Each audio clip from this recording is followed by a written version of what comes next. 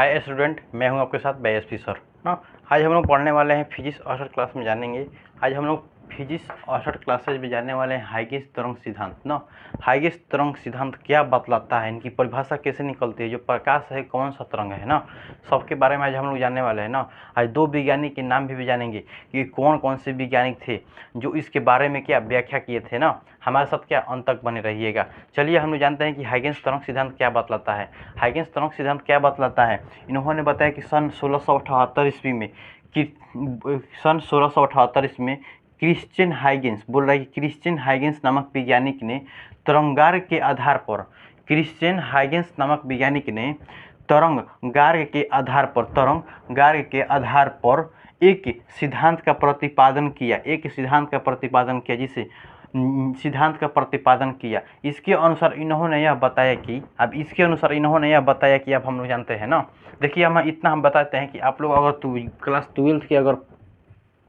Class 12 की परीक्षा अगर आप 2024 में देने वाले हैं तो इस वीडियो को क्या होगा कि आपको जरूर देखना होगा। काहे कि जो क्वेश्चन है सीधे पूछ देता है कि 5 नंबर में या प्लस 2 नंबर में ना।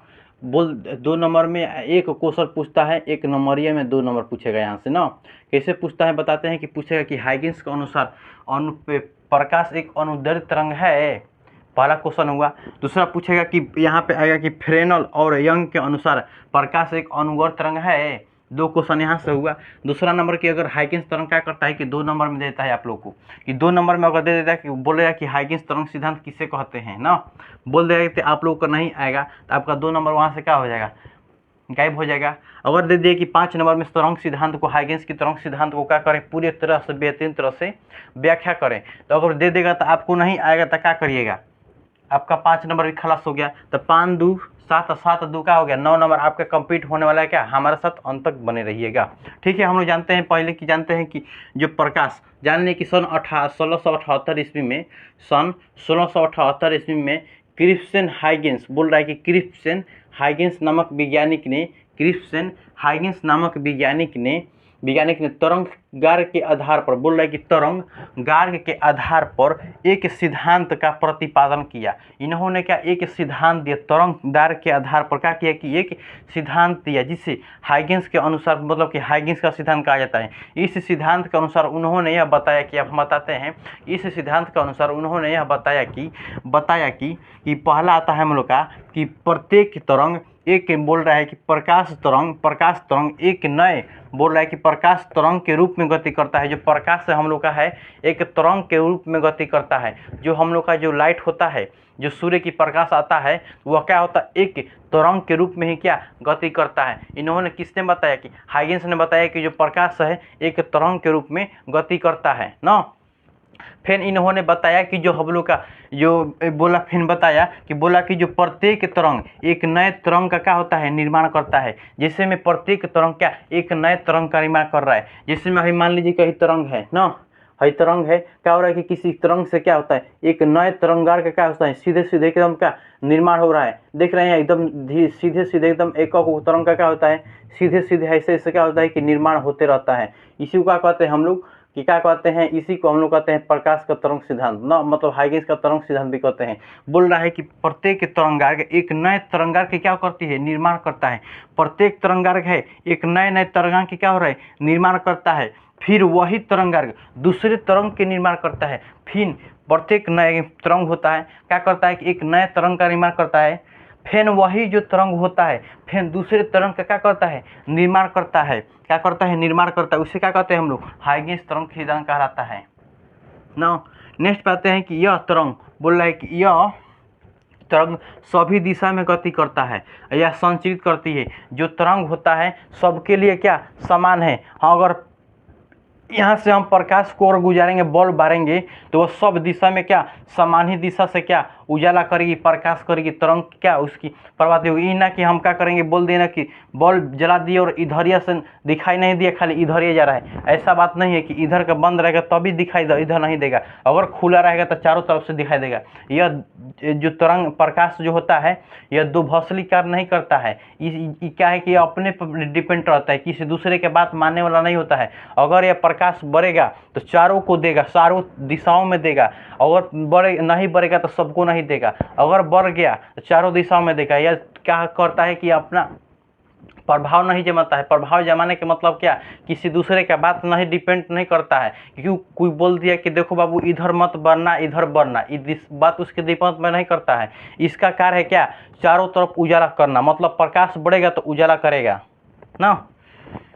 चलिए चलते हैं कि नेक्स्ट में आते हैं कि जो भिन्न भिन्न तरंग के बोल रहा है कि भिन्न भिन्न रंगों में प्रकाश की, बोल रहा है कि भिन्न रंगों में प्रकाश भिन्न होती है। बोल रहा है कि भिन्न भिन्न रंगों में, बोल रहा है कि भिन्न भिन्न रंगों में जो प्रकाश की आवृत्ति होती है भिन्न होती है। भिन्न भिन्न रंगों में जो प्रकाश की आवृत्ति क्या होती है, भिन्न होती है। बात सही। अगर हम जब किसी रूम में क्या करें कि हरा बल्ब को बारेंगे तो वह क्या हो गया, अगर कोई उजाला हरा बल्ब बारे हैं और उसी में कोई लाइट रेड लाइट बार देंगे तो उसकी तरंग में क्या होगी, उत्पत्ति होगी अलग अलग। वो अपना प्रभाव दिखाएगा। हरा वाला फैन लाल वाला होगा वो अपना तरंग दिखाएगा। अगर फैन उसमें उजला बार देंगे तो वो फिर अपना दिखाई देगा। तो बोल रहा है कि जो तरंग की इन तरंग में चलने के लिए कहाँ थे जी, भिन्न भिन्न रंग में प्रकाश की आवृत्ति भिन्न होती है। मतलब भिन्न भिन्न रंग में अगर प्रकाश की हम क्या कह दें कि इस रूम में क्या किए हैं कि व्हाइट हम क्या किए हैं, बल्ब को जला है। अगर इसमें हम अपना लाल बल्ब को क्या करें, जलाएंगे तो वह लाइट भी उजाला जो है वो अपना तरंग उत्पन्न कर रहा है। लाल बल्ब को बारेंगे तो वह अपना उजाला अपना प्रकाश को प्रभावित करेगा। नेक्स्ट में अगर हम ब्लू बारेंगे तो वह अपना प्रकाश को प्रभावित करेगा ना। अगर हम बार देंगे हरा बार देंगे तो वह अपना प्रकाश को प्रभावित करेगा। उसी प्रकार को अगर जो जिस पर रंग का होगा वो अपना अपना क्या करेगा, तरंग को उत्पन्न करेगा ना। नेक्स्ट पे आते हैं कि इन तरंग को चलने के लिए किसी माध्यम की आवश्यकता होती है। बोल रहे हैं कि जो तरंग होता है, प्रकाश तरंग होता है, इन्हें चलने के लिए क्या होता है कि एक माध्यम की क्या होती है, आवश्यकता होती है। जो तरंग है, इन तरंग को चलने के लिए एक माध्यम की क्या होती है, आवश्यकता होती है। कोई भी तरंग मतलब प्रकाश चल रहा है तो बिना माध्यम की आवश्यकता के अनुसार नहीं चल सकता है। उन्हें चलने के लिए क्या होता है कि एक प्रकाश मतलब उन्हें चलने के लिए एक इन तरंग को चलने के लिए एक माध्यम की क्या जरूरी होगा। एक माध्यम से जब प्रकाश क्या होती है कि निर्वात में जैसे चल रही है और एक निर्वात में चल रही है तो निर्वात में चलते एक माध्यम है तो अभी प्रकाश गमन करते हैं। तो माध्यम नहीं रहेगा तो वो जो प्रकाश क्या उजाला नहीं दिखाएगा, गमन नहीं करेगा ना। नेक्स्ट पे आते हैं कि हाइगेंस के अनुसार प्रकाश जो है इन तरंग के अनुसार चलने के लिए एक माध्यम की आवश्यकता होती है। नेक्स्ट पे आते हैं हाइगेंस के अनुसार प्रकाश तरंग अनुदैर्ध्य तरंग है। जब हाइगेंस जी ने बताया कि जो प्रकाश है एक अनुदैर्ध्य तरंग है, लेकिन यहाँ पे एक और कंडीशन है, एक और वैज्ञानिक आए तो उन्होंने अपना प्रभाव जमाया। देखिए कि क्या बताते हैं। जो हाइगेंस सिद्धांत ने बताया कि अब जो प्रकाश तरंग है एक अनुदैर्ध्य तरंग है, किसके अनुसार, हाइगेंस के अनुसार। लेकिन यहाँ पे आता है कि फ्रेनल तथा यंग ने, यहाँ पे इन्होंने बताया फ्रेनल तथा यंग के अनुसार प्रकाश एक अनुप्रस्थ तरंग है। फ्रेनल तथा यंग के अनुसार इन्होंने बताया कि जो प्रकाश है एक अनुदैर्ध्य तरंग है। यहाँ पे एक कंडीशन हो जाता है कि दो वैज्ञानिक आए और दोनों का क्या अपना अपना बताए ना। तो जो बताए यंग और अनुसार फ्रेनल और यंग के अनुसार जो बताया गया कि वो जो प्रकाश है एक, जबकि हाइगेंस के अनुसार बताया कि गया कि जो प्रकाश है अनुदैर्ध्य तरंग है। लेकिन हाइगेंस के अनुसार को बातों को यहाँ पे क्या कर दिया गया, गलती कर दी गई ना।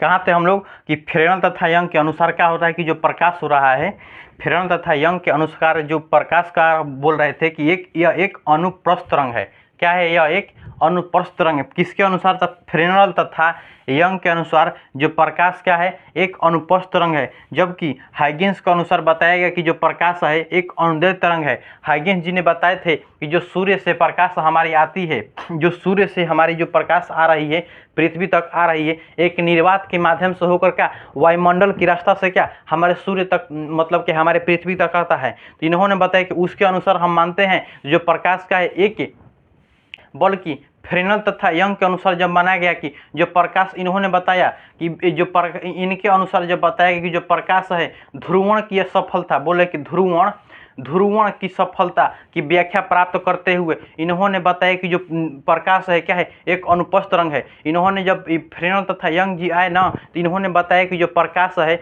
जब प्रकाश को क्या करके ध्रुवण के अपेक्षा जब क्या कर रहे थे कि जब प्रकाश को गुजार रहे थे तो ध्रुवण की अपेक्षा ध्रुवण की जैसे क्या सफल प्राप्त होती थी। तो इन्होंने बताया कि जो प्रकाश है एक क्या एक अनुपस्थ रंग है। लेकिन यहाँ पे इन दोनों वैज्ञानिकों के अनुसार यहाँ पे माना गया कि जिसमें से सही तरंग कौन सा है, तो अनुपस्थ तरंग किसको माना जाता है, फ्रेनेल तथा यंग के अनुसार को क्या माना जाता है कि एक अनुपस्थ तरंग है ना।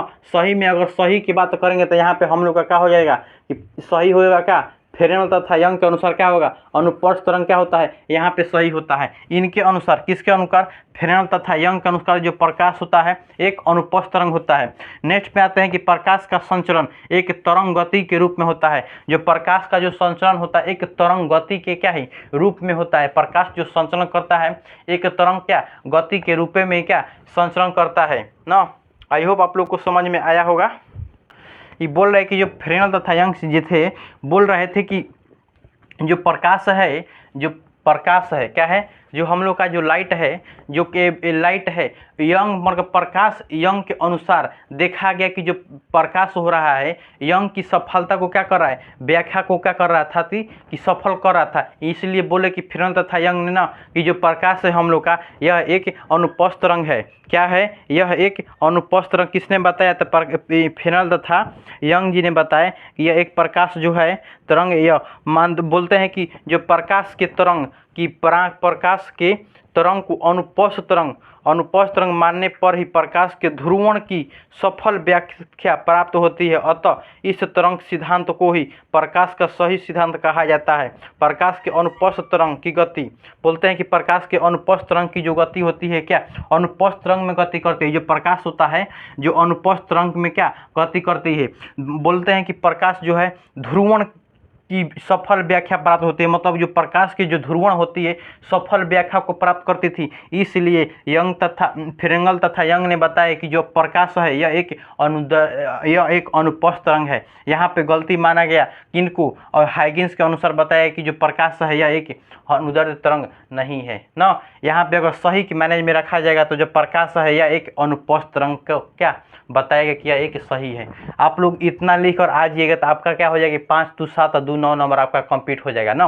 पूछता है कि हाइगेंस के अनुसार, एक नंबर में पूछेगा कि हाइगेंस के अनुसार प्रकाश तरंग है अनुदैर्ध्य तरंग है अनुपस्थ तरंग है, इनमें से दोनों, इनमें से कोई नहीं, तो क्या मारना है यहाँ पे अनुपस्थ अनुदैर्ध्य तरंग मारेंगे। नेक्स्ट में देगा कि फ्रेनेल तथा यंग के अनुसार प्रकाश क्या है, कौन सा तरंग है, अनुपस्थ तरंग है अनुदैर्ध्य तरंग है, अनुपस्थ तरंग है अनुदैर्ध्य तरंग है, ये भी दोनों, इनमें से कोई नहीं, तो क्या मारिएगा अनुपस्थ तरंग मार कर क्या करना है, यहाँ से आपको 2 नंबर यहाँ से कंप्लीट हो जाएगा। 2 नंबर या फिर 2 नंबर की परिभाषा लिखिएगा तो 2 2 4 नंबर। अगर बोल दिए 5 नंबर में देंगे, 5 नंबर में देंगे बोल दिया तो 5 नंबर में जब दे दिए तो आप लिखिएगा तो क्या हो जाएगा कि 5 7 9 नंबर आपका क्या यहाँ से कंप्लीट हो गया ना। आपकी इस वीडियो में क्या होगा कि 9 नंबर कंप्लीट हो जाता है ना। एक और आता है हम लोग का कि बोलता है कि एक और एग्जाम्पल आता है कि जब किसी क्षण को आगे बढ़ती हुई प्रतीत होती है। जब किसी क्षण को देखे होंगे कि जो क्षण को क्या किया जाता है कि आगे क्या होती है कि बढ़ती हुई प्रतीत होती है। क्या होता है कि बढ़ती हुई प्रतीत होती है द्वितीय तरंग को अग्नि आवश्यक के उन्हें स्पष्ट करता हुआ क्या होता है पृष्ठ से होकर क्या वह तरंग अपना क्या होती है उत्पत्ति करती हुई, उसे क्या कहते हैं हाइगेंस तरंग सिद्धांत कहलाता है ना। जैसे में हो जाता है कि ऐसे क्या होता है कि उत्पत्ति करता रहता है अपना तरंग, क्षण हो जाता है कि जब कुछ क्षण होता है कि ऐसे से अपना तरंग क्या होता है उत्पत्ति करते करते क्या जाता है सीधे क्या होता है कि अपना तरंग उत्पत्ति करते जाता है। बोलते हैं कि हाइगेंस तरंग क्षण के अनुसार क्षण की भांति क्या जो हाइगेंस तरंग बताते हैं कि जो तरंग होता है एक क्षण की भांति क्या अपनी तरंग को क्या करता है उत्पत्ति करते हुए क्या जाता है। हाइगेंस बोलते हैं कि क्षण के अनुसार क्या जो तरंग है उत्पत्ति करते हुए क्या जाता है। इसी सिद्धांत को हम लोग क्या कहते हैं हाइगेंस का सिद्धांत कहते हैं। आई होप आप लोग को समझ में आया होगा ना। अब हम लोग नेक्स्ट वीडियो में हम लोग आने वाले हैं हाइगेंस के दूसरा सिद्धांत ना। हाइगेंस दूसरा सिद्धांत में क्या बताते हैं ना, दूसरे सिद्धांत में क्या एक सूत्र की सिद्ध होती है, उस सूत्र को हम लोग क्या करेंगे सिद्ध करेंगे। नेक्स्ट वीडियो में हम लोग मिलेंगे। ठीक है, बाय एसपी सर की तरफ से क्या नमस्कार।